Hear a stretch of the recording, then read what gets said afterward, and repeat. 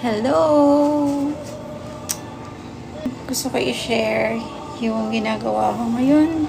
Sunday, tapos ng church. So, liftin muna tayo. Lovely liftin. Nadagan natin yung liftin ko. Yung shade na favorite ko, ito, color red.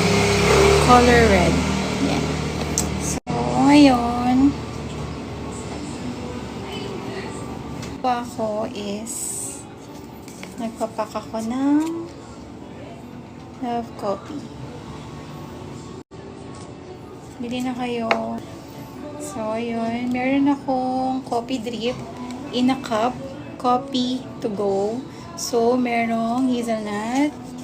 Merong barako. Merong mocha. Merong caramel. Meron apple cinnamon.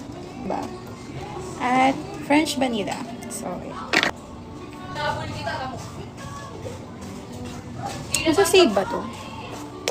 Hello? Wala mo yung nanonood sa akin. Talaga ba? Hello sa mga nag-view, sa mga nag-join. Nagpapak ako ng small business ko na coffee drip ko. Love coffee to go. So, merong mga, bar yan siya. May barako, may hazelnut, merong caramel coffee, caramel coffee. Meron kape mocha, yan. French vanilla, tsaka caramel. Yan. Ito yung loob niya, kung familiar kayo. Ganito yung loob niya. May coffee drip sa loob.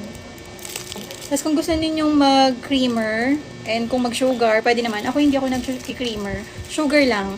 Ang kagandahan dito, healthy to kasi brewed coffee yung mapuproduce pag nilagyan nyo ng hot water. Tapos, hindi siya 3-in-1. Kasi yung 3-in-1, alam naman natin, acidic yun. So, eto, mas healthier coffee. And easy brew siya. In a minute, meron na kayong coffee brew in a minute. So, ayan. Sobrang bango niya, as in. Ang bango-bango ng coffee. Ito ata yung French vanilla. Ito. Sobrang bango, as in. Ayan.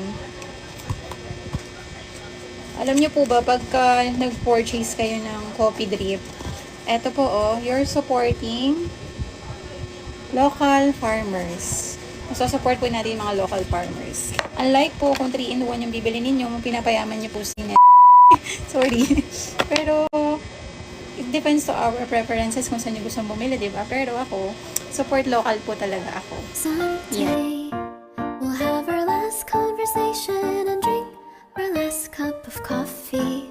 Someday, we might be able